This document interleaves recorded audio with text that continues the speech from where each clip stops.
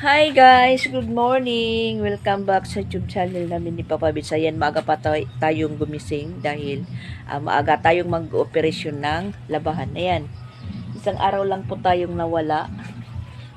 Marami na po tayong labahan. Maglalaba po tayo na maaga pa na wala pang mga trabahante. At dito po ako maglalaba sa labas. Sa katunayan po si Papa Bits is iipon po ng tubig galing kila Sir Regan. Yan po yung labahan natin. Pag alis namin ni Sia, wala po akong labahan. Pero pagdating ko ngayon, ayan, sangkatutak na na labahan. Iwan ko kung galing saan po yan na mga labahan. Mga binisan, simple nila. At tulog pa yung yung iba. Nagpapasounds na po yung kabilang bahay. At nandito si Papa Bits nag-iipon po ng tubig. Ayan. Galing po yan house kila Sir Regan. Yung bahay ni Sir Regan is nandoon. Ayaw masyado po na. Kay pag butang ko ito, maglalapos man, makakaragit ko ang tubig. Dere na kay buho. Oo. At itong dalawa, kalabit ng kalabit sa akin.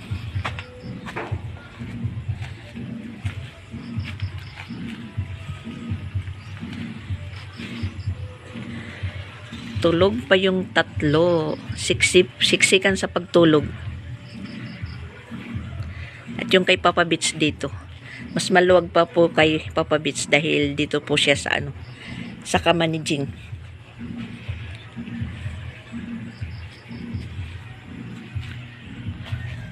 Sisegregate tayo ng labahan natin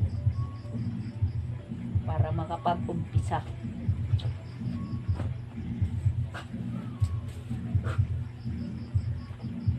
Ito yung baon namin ni Sia na labahan. Yung inahanuhan lang namin. Binhisan doon, tag-isa sa amin.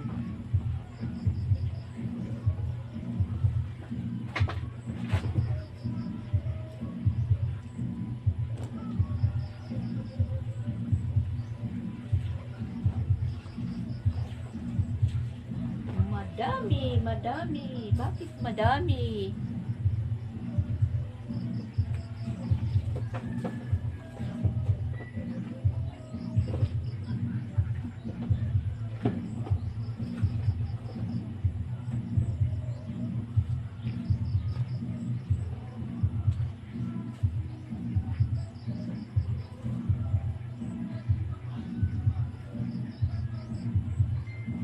Madami po. Bakit madami?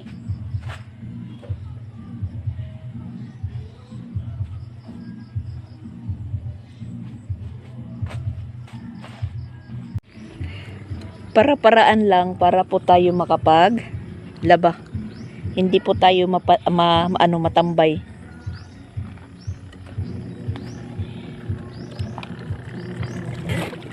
Yung mga puti, yung inuna ko. Sunod ng sunod. Si Lona, hindi nadala sa Tacloban dahil pinapadala po ito si Lona para kay Duday. Hindi ko dinala kasi hindi pumapayag si Jing na dalhin ko si Lona. Yan, mas dumungis po sila dahil sa siminto.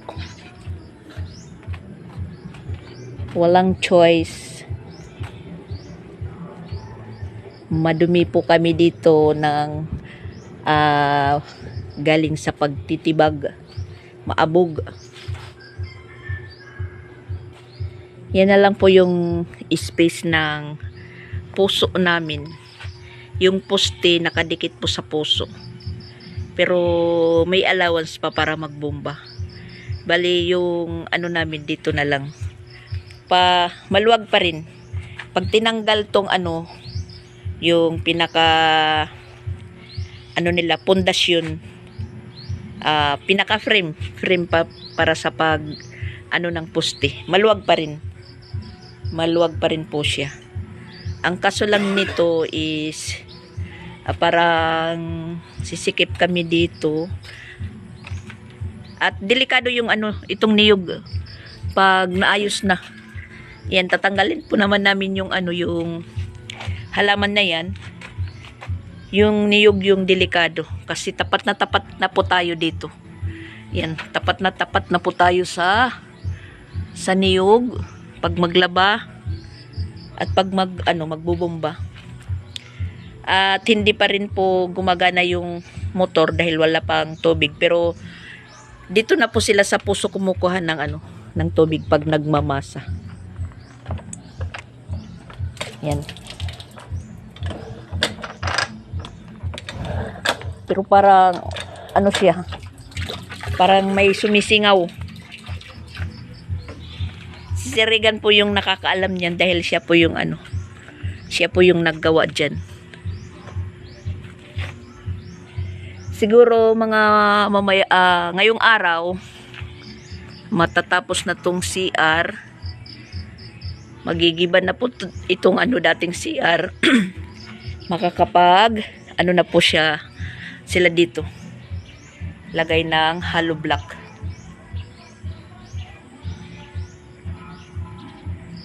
Hanggang dito.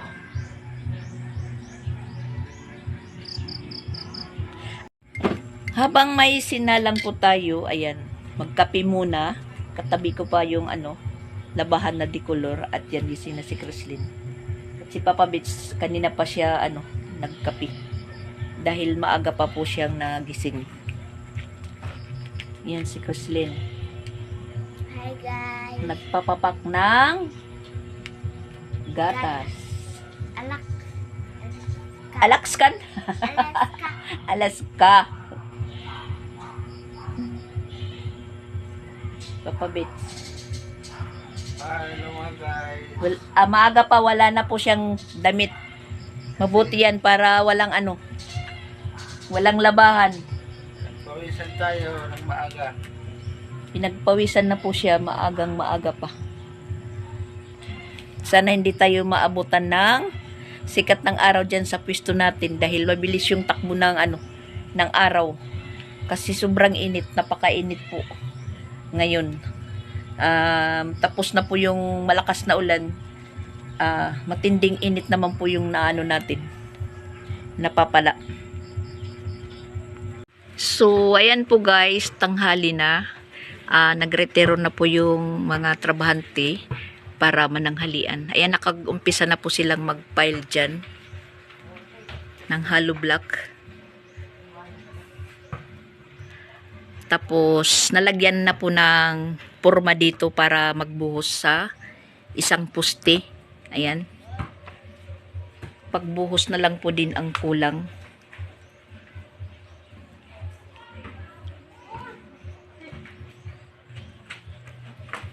Malalaman namin po kung hanggang saan po yung na-order namin na 300 kapiraso na hollow block. Kasi dyan lang naman po yung i-hollow block. Ayan, meron na po siyang nakaano na steel bar. At saka doon, parang pail. Iwan ko kung buo na ipapail yung hollow block para parang diretso dingding. Pero mas mabuti po yung hollow block din. Yung pinakadingding niya, lahat. Dito lang naman sa sa baba. Yung sa taas naman, pag si second floor nila is gagamit lang po ng kahoy na para hindi po mainit sa taas. Hindi po yung kahoy na ano lang, yung uno-uno ganito. Sabi po ng nag-ayos dito, yung nakuha naming foreman is mabuti daw yung kahoy na Gemelina. Yan po, ang kahoy na Gemelina dahil matibay kaysa sa nyug dahil madali lang po mabulok tulad nito. Nabulok siya po kagad kasi siguro ko yung yung gitna ng niyog to. May portion naman ng niyog na yung tinatawag na bahi, matibay tulad nito. Pero pag hindi ikaw yung bumibili, yung nag-ano lang, di syempre maghahanap po ng mura. Siyempre, pag mura, mas mura din ang tibay. Pag medyo mahal, mas mahal naman po yung tibay niya. Ganun lang po. So, ayan guys, alis din po kami ni Papa Beach dahil bibili po kami ng ulam din para sa amin. At saka yung mga bata wala dito. Nakalugar po silang maglaro sa labas. Andun sila doon sa kabila, doon sa may basketballan. Nakiano muna sila sa mga bata dito, nakipaglaro. Kasi naano po sila dito, nabuboring sa loob. Dahil wala nga po silang space na meron naman space sa paglalaro, yun, pinayagan lang muna natin makalabas. Hindi naman po parati po silang nandoon sa labas. Binigyan natin sila ng chance na makapaglaro sa labas. Andun si tatay. Doon po siya pumisto. Diyan po siya kumain at saka diyan din po siya magpapahinga. Mahangin po sa labas. Ayan, manananghalian pa lang po kami. Naabutan na po kami ng mga trabador dahil nagsabaw pa po tayo. Nagsabaw pa ako ng bangus. Yan yung mga bata tinawag ko dahil nandoon sa kabila nga kanina. Kakain na po kami at saka, ayan, pray po muna sila. In the Father, the Son, the Holy Spirit. Amen. This is O Lord. Mercy about us, and for David, take us, Lord, and name Father, the Son, the Holy Spirit. Yan, ang galing na ni Siyang mag-pray. Nag-aagawan na po silang mag-pray. Siya daw yung gabi pero siya yung nag-pray ngayon.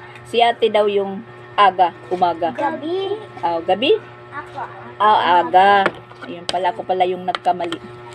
Siya pala yung sabaw? Ha?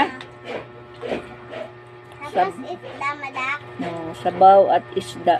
Nagsabaw po ako ng bangus kasi palagi na lang po mga walang sabaw yung ulam namin. Palagi tuyo. Do. Ayos pagwan, iswa dito na ulunan. Bangin masabuan ito. Kwan ni Tito Jing. Ayos ikaw pagwan. Kuha ito nga imo tumbler. Kuha na napang. Kuha ito nga mga sabit-sabit. Agoy. Siya. Baka kamanhin.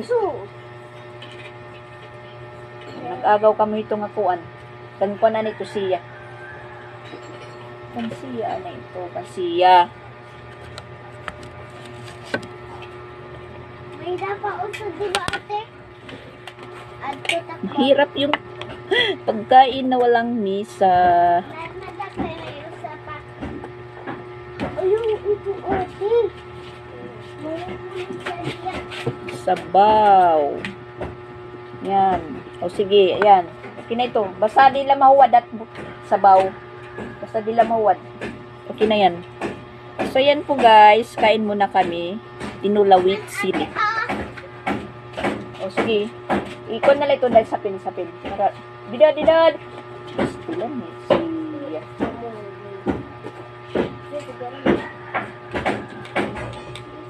Siya. Sige na. Mahuwad yan ha. Mahuwad yan. Tayo. Kung wala po ba kain na lang kayo. Kasi ginugutom na po kayo, sabay na lang tayo kumain.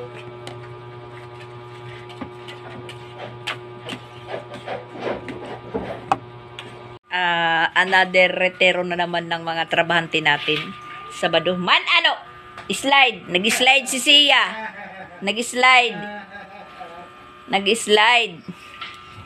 At ito na po yung natapos nila ngayong araw. Yung inano talaga yung CR. Maganda na po yung namin, CR at saka mas maluwag pa. Ayan na po yung CR namin ngayon. Tapos na pong floringan.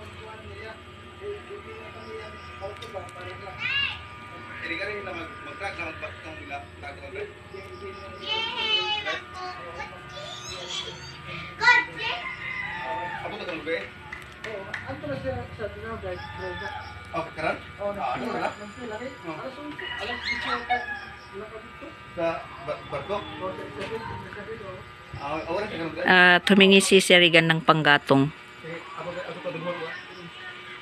Tapos, mayroon po kaming magiging bisita ngayon. Kung maagaw po niya yung oras, yung kapatid po ni Papa Beats, galing ng Liluan. Meron po siyang kinuha na sasakyan, dadalhin po sa Tacloban.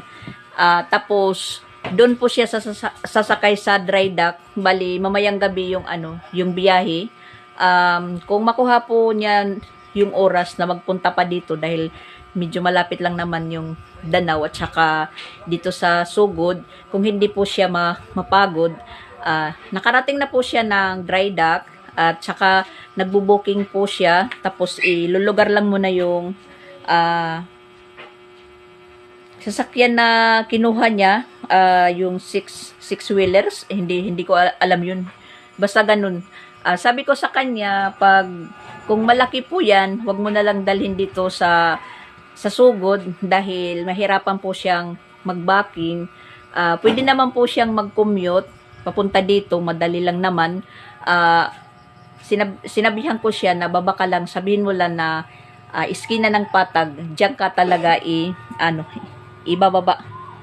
Titigil po sila pag sinabi mo sa iskina ng Patag ka lang.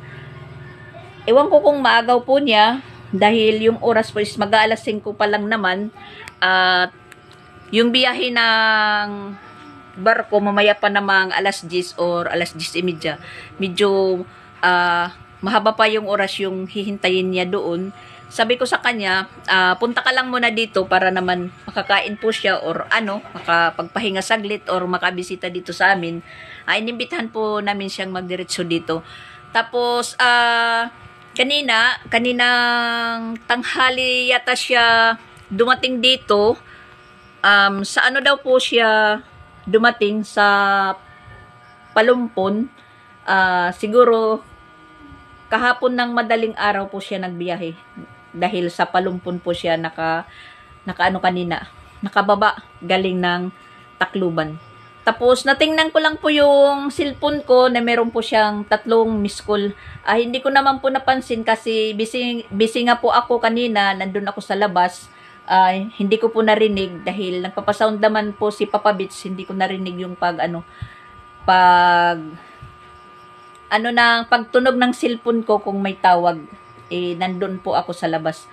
At yun, ako na lang pong tumawag kung pakay. Tapos yun, nakontak ko, binigay ko kay Papa Beats. Yun pala is nandito siya sa Cebu. Tapos mamaya din po yung yung uwi niya. Sa dry dock po siya sasakay. Bukas naman po siya ng umaga dadating doon sa Isabel at sa Tacloban. Kung maagaw po niya yung oras, mas mabuti dahil mag-alas 5 lang pa lang nga, mas mabuti po na makapasyal po siya dito. Sabi niya, tatawag na lang po siya kung okay na. Iano lang muna niya yung sasakyan, itatawid. Ilalapit doon sa isang waiting area dahil dalawa po yung waiting area ng dry dock, waiting area ng ticketing area, tapos waiting area po ng mga passenger pasakay na ng barko. Yan, medyo na po dito. Nakikita na po yung clue. Nakikita na po yung clue ng renovation natin sa main house ni Jing. Yung CR pa lang po, maganda na po yung kagawa.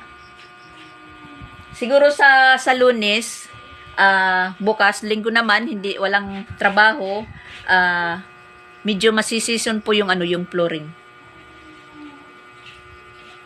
Tapos yung gagawin ko po ngayon, lilinisan ko yung bowl namin dahil yun din lang po yung ikakabit dyan, ililipat.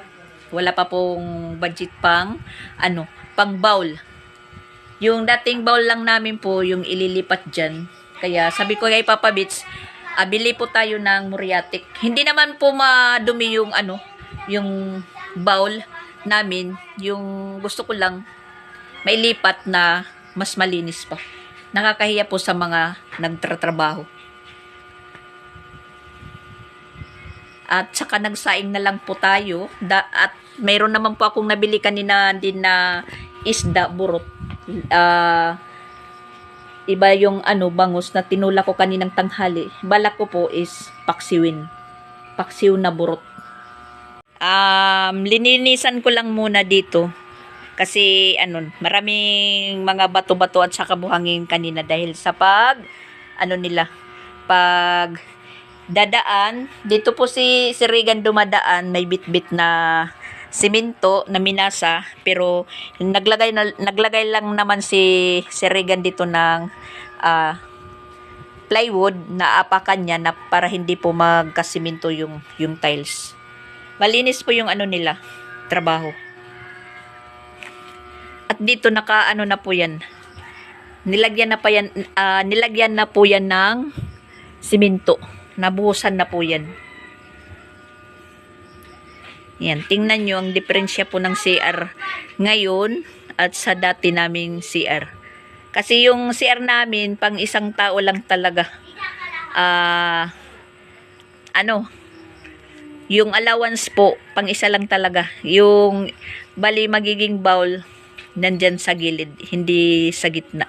Tas ito po yung drain. Pinaka-drain niya. Sabi nang naggawa dito, si Uncle Amid naman yung dito, naka-maintenance dito sa yung foreman. Pwede na daw lagyan ng shower. Shower ba? Tingnan nyo lang naman yung space ng CR namin dati. CR ni Jing. Yan lang. Pagpasok mo, bulaga agad. Bulaga agad. Kaya yung banda dito yung drum. Palagi po akong nagbubunganga dahil drum. Tas mas malapit na siya. Ganito na lang po yung allowance. Didikit na po siya sa bowl. Pag naliligo yung mga kasamahan ko, dito sila banda patalikod sa pinto. Yung tubig lumalabas diyan. Ingay po ako ng ingay sa kanila dahil yung basahan namin yan yung resulta. Papalit ko lang po ng basahan. Pagtitingin ko, basa na agad. So papalitan natin, tas lalabhan. Yung ending po, yung mga basahan ko puro nasira. Yan, puro ganito na. Nagbabakbak na yung mga yung mga punitil. Yung lara. Tas sabi ko sa mga naliligo, ako lang na lang po yan dyan, lagyan ko din ng paskin na pag maligo kayo, doon kayo tumalikod sa banda pader. At saka medyo lumayo kayo sa balde, sa drum. Kasi pag naliligo, marami pa yung tubig. Hindi na malinaw yung tubig dahil nalalagyan ng bula ng sabon or shampoo. Sabi ko naman, pag ako yung naliligo, malinis pa naman yung tubig ng drum. Kung kayo ang naliligo, ba't lumulubog, kung baga sa amin, nalalagyan ng sabon or shampoo. Parang nasasayang, marami pa yung tubig, pero madumi na nang dahil sa bula at saka bula ng sabon, bula ng shampoo. Kasi yan lang po yung space. Tas pinakalababo na po dyan ni Jing. Tas gigibain yan.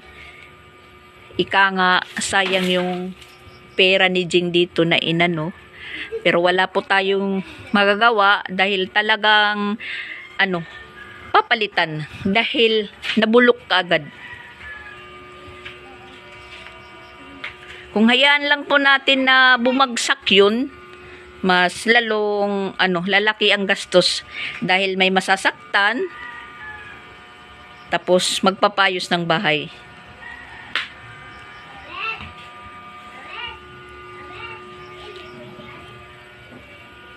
So ayan, wala na pong mga trabahador. Tinawag ko na yung dalawa dahil papaliguan ko na po sila.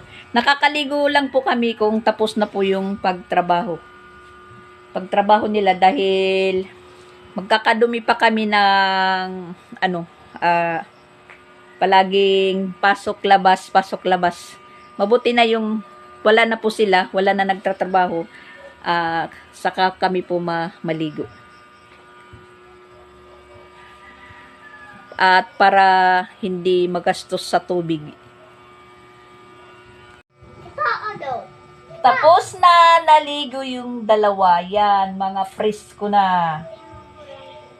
Ay, pag minulay ito nga cotton buds ko, Kreslin. Tanggalan na. Parayaw. Yan, nagano po siya ng tainga niya, naglilinis ng cotton buds. Pinaano pa niya.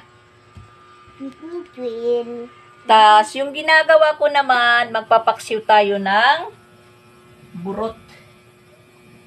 Ayan, burot. 1 kilong burot. Binili ko kanina. Hatiin ko lang. Papaksiwin ko yung kahati. Yung kalahati. Tapos, yung kalahati naman is priprituhin ko. Kasi yung mga bata hindi gaano kumakain ng paksiw. Magpriprito lang po tayo ng kahit mga ilang piraso. Lagyan ko ng bawang yung paksiw natin. Wala tayong luya, bawang na lang po yung ilalagay natin.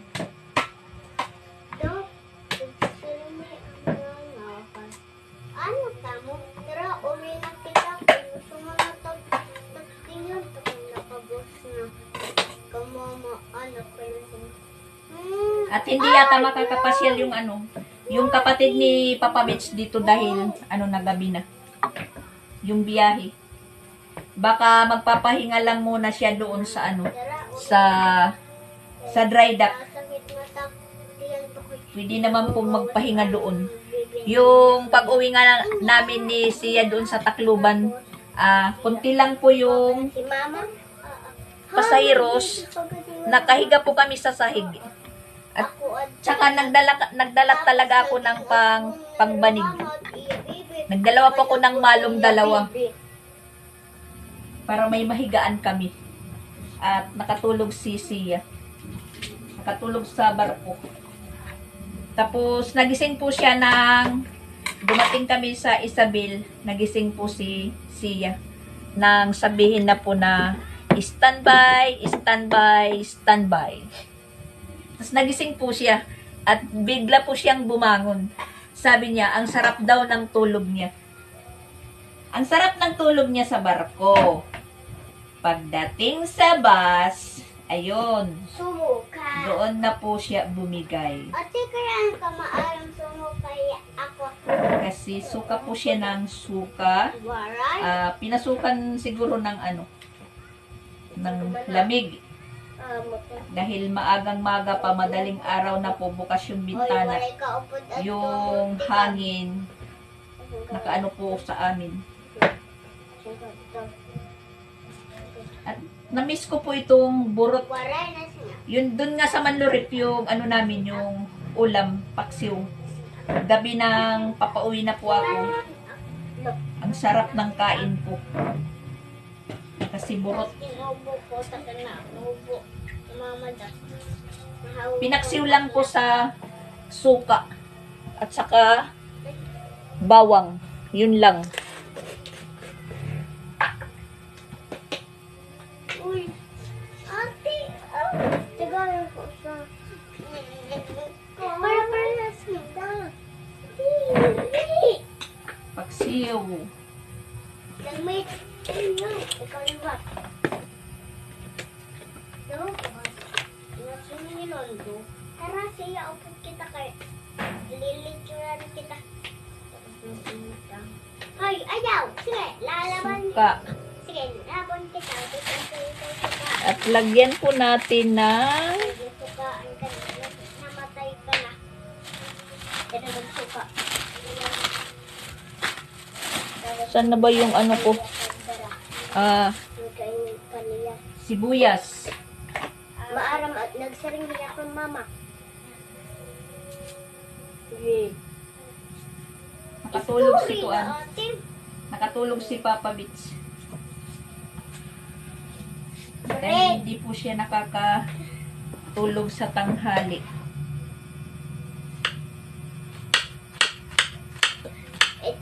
nagkakapton la, puro red. Tapos tapos nilingkuran. Yellow. Yellow tak nilingkuran. Tapos red tak kakapton. Yan, paksiw, paksiw. Simpleng paksiwan lang po guys. Asin at suka. Sibuyas at bawang.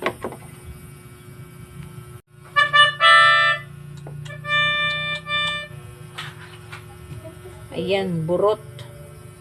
Burot na paksiw. Yan, kakain na naman po kami ng hapunan. Hindi na lang po ako nagprito. Paksiw lang yung naluto ko. Hindi na lang po ako nagprito dahil nagbigay po si Regan ng adobong laman ng loob. Gusto naman po ng mga bata. So, ayan, kakain na naman po kami para sa hapunan. At syempre, magpre-pray muna si Ate Creslin at Sia. Schedule ngayon mag-pray si Ate Creslin. Diba, gabi si Ate Creslin. Si Sia, pang umaga. Hindi ba? O sige. Umpisa na po tayong mag-pray. In the name of the Father, Son, and the Holy Spirit, Amen. Blessed, O Lord, for Sabay. thy gift, which are about to receive for thy one kingdom, Christ our Lord. Amen. In the name of the Father, Son, and the Holy Spirit. Amen. Yan. Kasi nag-aaway po sila sa paglilid ng pray pag kumakain. Nakikipag-awgaw na po si Sia dahil alam niya po.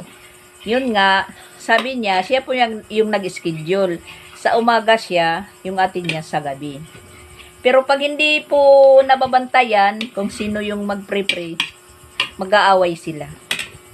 So, ayan, kakain na naman po kami sa hapunan. Go! Kain po tayo. Si Papa Bits andun pa sa labas, ano pa siya ng tubig. Papaagas pa, papunta sa tangke. Kasi hindi pa po ako naligo. Mainit na po sa katawan.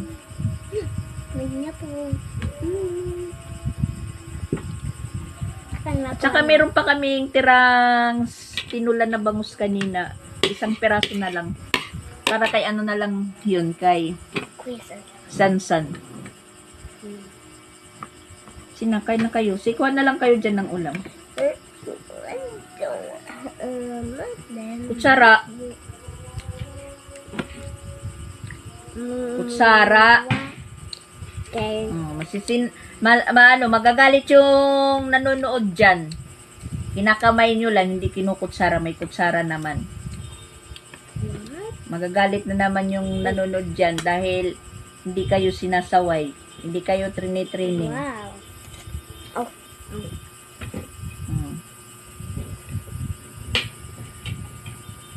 Kain po tayo, guys. Kain po tayo.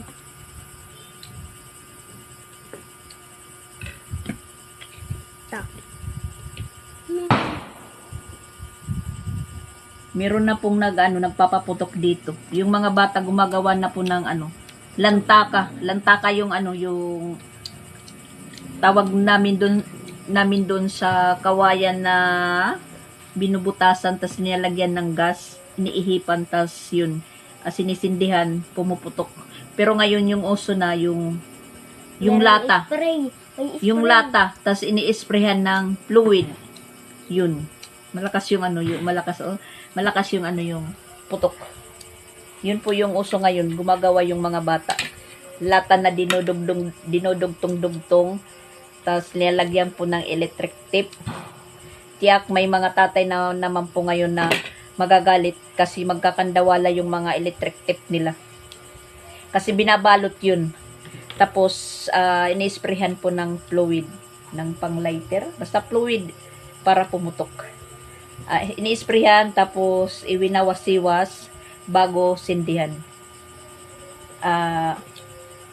Mas mabuti po dito kasi bukid, hindi po highway. Kasi pag doon sa amin sa lugar bawal na yun, maraming nagrereklamo dahil maingay. Pero dito sa bukid okay lang yun. Oh, ayan. Malakas ang putok. Naaaraw po ako, nahahadbok dyan. Nakakatakot din po yan, kahit ano lang. Lantaka. Tinatawag na lantaka. Si Luigi nagpaputok. Nararamdaman na po namin dito yung Pasko. Pasko na po. Ayun. Kahit bukid, nararamdaman na po namin yung Pasko na padating na. So, ayan po guys, kakain muna kami. Thank you for watching po. Sana hindi po kayo magsawa sa panonood ng ina-upload ko araw-araw at saka pag-update ko sa renovation main house ni Jing. Ayan po. Palagi lang po kayong manood sa vlog ko hanggang po matapos yung pag-ayos namin. Hanggang may ipinapayos. Yun. Kung wala na, stop muna. Bye-bye guys! Thank you for watching! Ingat po kayo.